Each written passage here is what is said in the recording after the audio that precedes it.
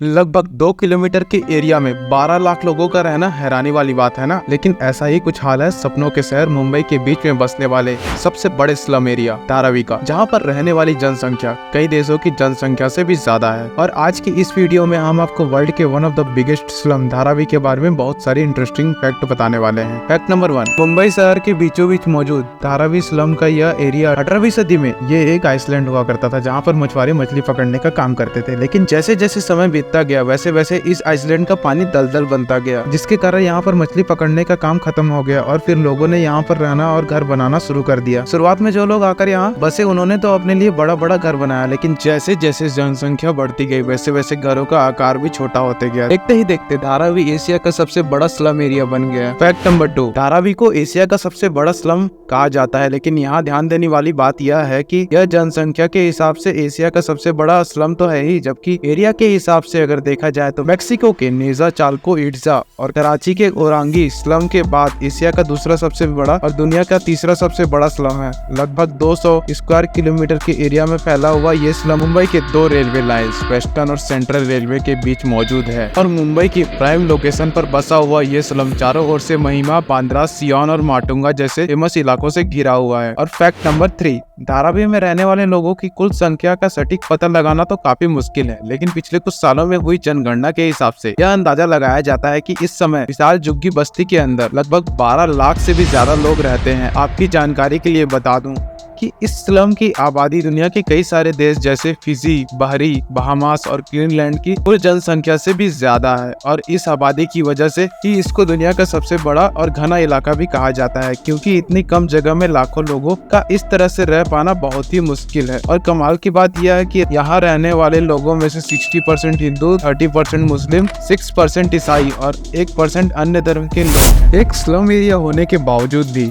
धारावी के लोगों में टैलेंट की कोई कमी नहीं है। साल 2016 में यहाँ रहने वाले 12 से 14 साल के कुछ जीनियस लड़कियों ने 3 अलग अलग एंड्रॉइड एप्लीकेशन बनाकर सबको हैरान कर दिया था। इसमें पहली एप्लीकेशन का नाम पढ़ाई है मेरा हक, जो कि एक लर्निंग एप्लीकेशन है और इस एप्लीकेशन के जरिए लोग हिंदी, इंग्लिश, गणित के कुछ बेसिक पढ़ाई कर सकते हैं। इसके अलावा दूसरी एप्लीकेशन का नाम है वुमेन फाइट बैक, जो कि महिलाओं की सुरक्षा के लिए बनाया गया था। और अंत में तीसरा एप्लीकेशन दोस्तों पानी है जीवन के नाम से बनाया गया है। इस एप्लीकेशन को यहाँ पर रहने वाले लोगों के बीच पानी के लिए होने वाली मारामारी को खत्म करने के लिए बनाया गया है। दरअसल यह एप्लीकेशन नल के अंदर पानी आते ही अपने रजिस्टर यूजर को अलर्ट मैसेज भेज देती है और इस ऐप से लोगों को पता चल जाता है कि नल में पानी आ चुका है और इससे लोगों का काफी समय भी बच जाता है। इस एप्लीकेशन के आने से पहले लोगों को कई घंटों तक नल के पास खड़े होकर पानी का इंतजार करना पड़ता था। इसके अलावा धारावी को भारत का सबसे ज्यादा पढ़ा लिखा स्लम एरिया माना जाता है, क्योंकि यहाँ के लोग पढ़ाई लिखाई को भी बहुत ज्यादा महत्व देते हैं। और दोस्तों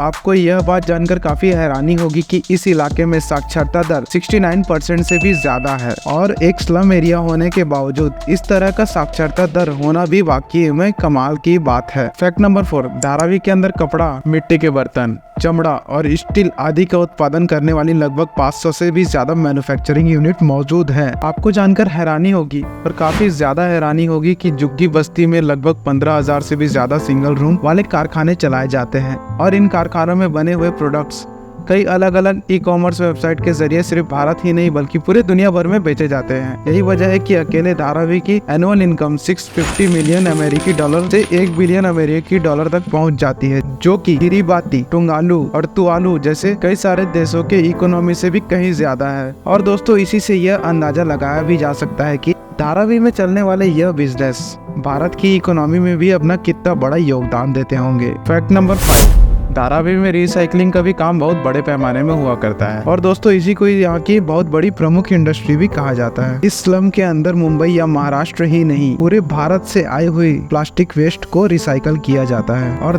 रिसाइकलिंग का ये काम धारावी में रहने वाले 2.5 लाख से भी ज्यादा लोगों को रोजगार प्रदान करता है। और दोस्तों इस इलाके में प्लास्टिक के अलावा ग्लास और मेटल जैसी चीजों को भी रिसाइकल करने का काम किया जाता है और दोस्तों यह काम करने वाला हर व्यक्ति महीने का 10 से 14,000 से भी ज्यादा पैसे कमा लेता है, जो कि हमारे भारत के मिनिमम मजदूरी वेतन से भी बहुत ज्यादा है। धारावी के अंदर धारावी रॉक्स के नाम से एक जंग बैंड भी मौजूद है और ये बैंड ग्रुप धारावी में बहुत ज्यादा फेमस है। इस बैंड के अंदर जुग्गी में रहने वाले 12 से 15 ऐसे लड़के हैं जो कि कचरा बिनने का काम करते हैं। और इस बैंड की खासियत यह है कि ये लोग म्यूजिक को बनाने के लिए ओरिजिनल म्यूजिक इंस्ट्रूमेंट की जगह पानी के डिब्बे, कांच के बोतलें और अलग धातुओं का इस्तेमाल करते हैं। यही वजह है कि यह बैंड इतना ज्यादा क्रिएटिव और टैलेंटेड माना जाता है।